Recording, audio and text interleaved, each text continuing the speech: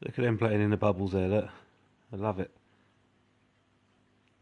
Okay, so we're going to do the review on the Seachem Tidal filter that I promised. I'm not going to get into the features because we already did that in the other video. But I'm going to say I like it. I like it so much. I got another one. And when I say I got another one, it was on the Christmas list and Santa provided. So thanks, Mum. Still making the best Santa ever. Appreciate it. So let's have a look at some of the reasons why I like it and why I think it's a good filter. First off, look at it trying to blow the front of my tank there. It claims to be the highest flow rate in its class, 350 US gallons per hour. And even with media in it, I think it's got to be close to that.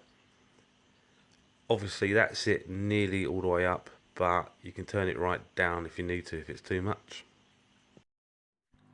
Next I want to look at an issue that some people had, a concern some folk had. If we look at the maintenance indicator on these two, you can see on the 55 it's flush and on the 75 it's slightly raised. Gonna need to take the lids off to look at this. Now the concern people reported was, you see the water coming up over the back of the basket there. Folk are saying that it's not filtering the water properly because of that. If you look at the 55 though, that isn't happening. That's because the 55 is brand new and the 75 is well overdue a good cleaning. So in theory this water coming over the back shouldn't occur if it is a cleaned unit. Which brings me on to the maintenance. Maintenance on these things couldn't be any easier. All you got to do, slide the wee switch over that holds it in place and then pull the basket out. This is obviously easier when you have two hands because you're not holding a camera. And then you just move it on over to the lid here. Now your wee slots in the bottom fit into the lid, so you can use that for a tray to take it over to where you're going to tidy up. All we got to do from there is remove the media and wash it out in the tank water. That's the Matrix biomedia that came with it and some ceramic rings I added to seed the filter. I put a wee filter floss sponge in there to catch some of the fine particles because, well, in fact we'll do a customization video at a later date. We won't get stuck into that now, but the sponge you get with it, look how porous that is. It's not catching, you know, the small stuff really. I think you've got to customise any filter from the box to operate it at full potential, so we'll do that later. Like I said, wash it all out in your tank water, put it back together, and that's you, ready to add back. Couldn't really be easier. Then you just return the filter basket back in.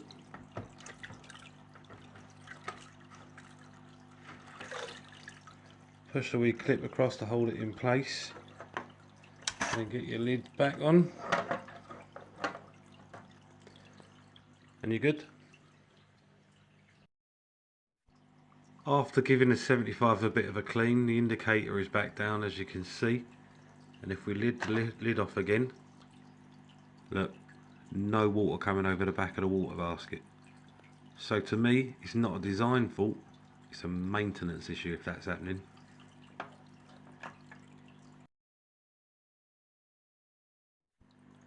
One of the worries I had was with this surface skimmer, and was it going to suck up all the food when I'm feeding the fish.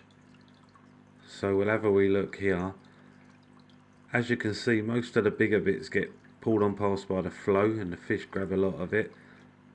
A few wee bits do get sucked in, I'm not going to lie about that, but on the whole, if you're feeding the other side of the tank, it shouldn't be a problem. The surface skimmer is still doing a good job. It's quite deep, it's taking particles out of the water, and what it is also going to do is get rid of that oily film that you get sometimes on the top of the tank. If you want to know what I'm talking about, look at this here.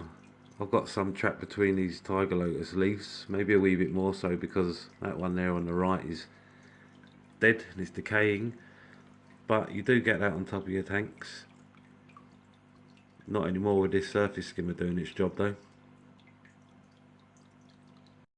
The other concern about it I had was, would it suck in all my floating plants, but as you can see it pushes these tiger lotus leaves away. Smaller stuff like duckweed and salvinia might get pulled in, but these are fine. Noise wise, this is a 75. There is a bit of a operating hum, but it does need a bit of maintenance, as you can see there. If we move over to the 55, nothing. The worst you're going to get is the trickling sound of the water, depending how high your surface is, or how low it is. I quite like that, to be honest. Right, there we go. The Seachem Tidal 75 and 55. I think they're pretty sweet. I like their design. I think they look pretty cool. I'm not super fond of the blue dials on them. You do kind of see them stand out in your tank, but it's not a major issue. They hold loads of media in the filter basket, and they do a stand-up job. Well, a stand-up job after you customise them. But I think you can say that about any filter. It's not a drawback in my book. Price-wise, they're not cheap, but you get what you pay for. If you want a quality item, well, you're prepared to pay for that, ain't you? And that's my opinions of it.